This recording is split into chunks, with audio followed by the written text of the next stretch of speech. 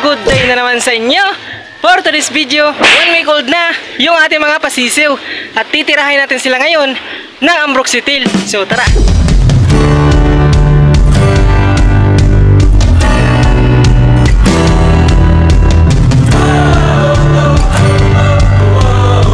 Andito, nalinis na natin at nalagyan ko ng kaunting patubig lang.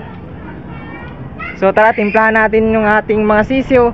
Kasi sila ngayon araw, April 10, sila is 1 week old na. Ito yung gamit natin para sa kanilang bacterial flushing. So pinapainom natin to sa loob ng 3 days. Ayan, nang sa ganon. Ito ay mga kanukis is isang antibacterial. Nang sa ganon, ma-flush yung mga namumuong germs o bacteria sa ating mga sisiw. Kasi nga sila ay 7 days old na. So madami na yung nakakain, no? Baka meron na talagang namumuong mga bakterya sa loob ng ating mga pasisiw. So ang ginagawa natin mga kanukis is for prevention. So tara, timpla tayo.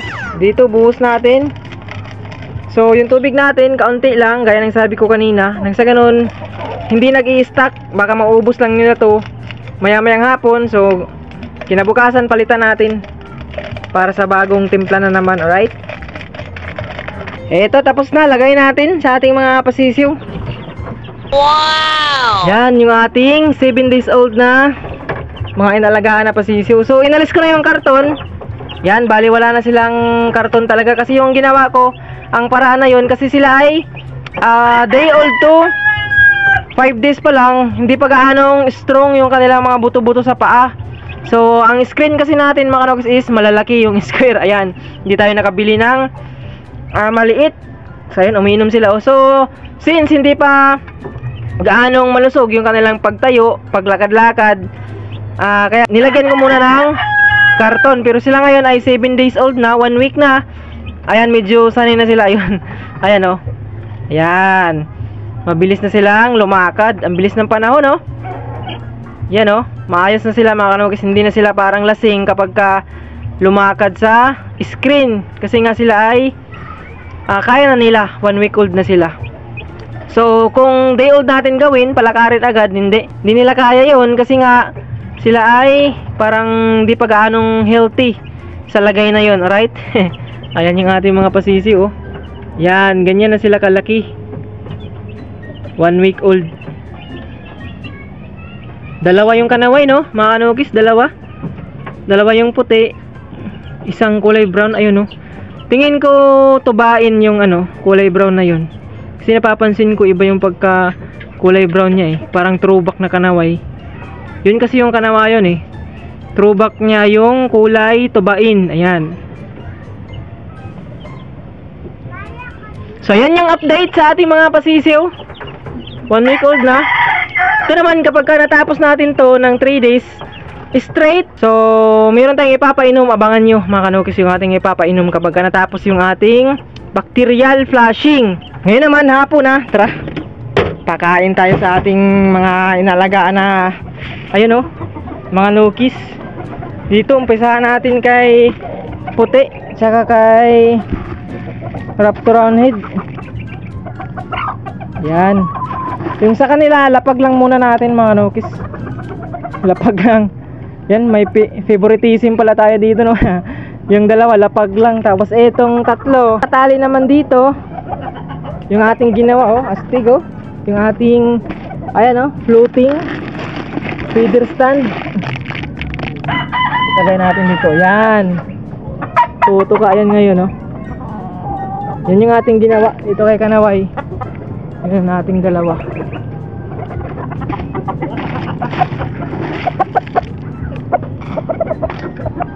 Yan.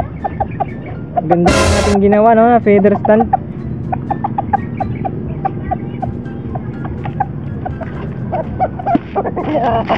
Mga pumpkin block.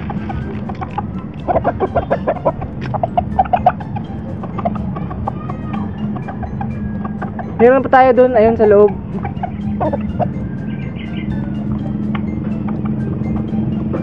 Yun, ganda tingnan, mga kanukis, yung ating ginawa.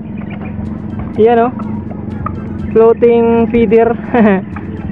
Ayan, feeder stand. Yan, ang angas tingnan, So ang kagandahan naman dito sa ginawa natin na feather stand, yan katulad nito, kapag ka yung manukan mo is parang ganito, parang naka hillside, so hindi na siya kapag ka kinahig ng mga manok mo yung kanyang ganito, patukaan nila. Kasi kapag ka kinahig yan nila, gugulong yan pababa, no? Lalo na pagka ganito yung area mo, gugulong yan. Or di kaya kapag ka patag naman, so kinakahig-kahig, nagkakataob-taob yung mga patuka or tubig natatapon.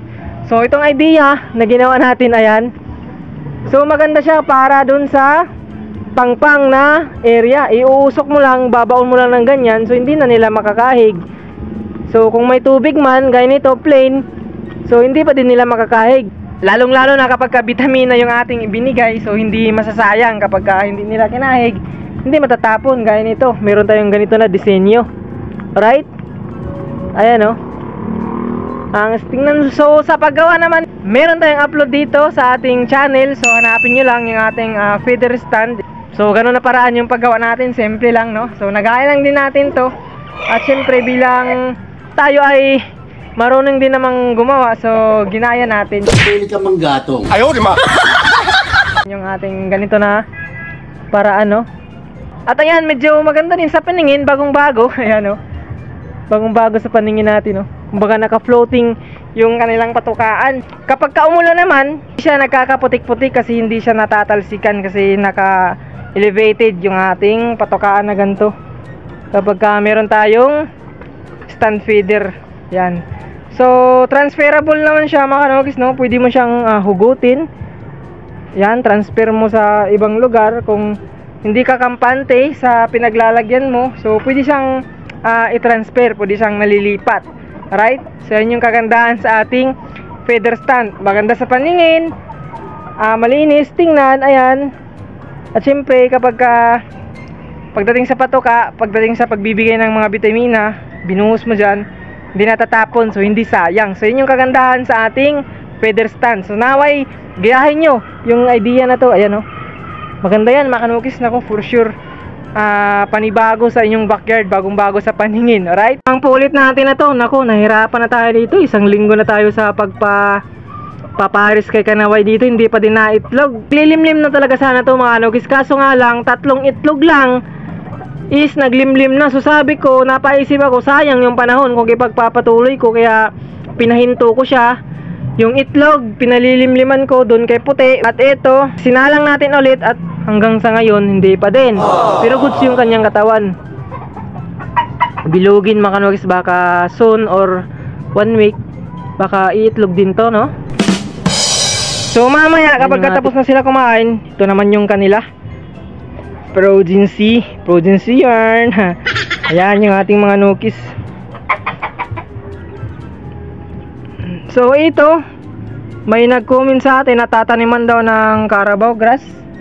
So nahihirapan kasi ako magpatubo ng Carabao grass. Ito, Carabao grass yan, kaso hindi ko alam bakit ayaw mag-survive.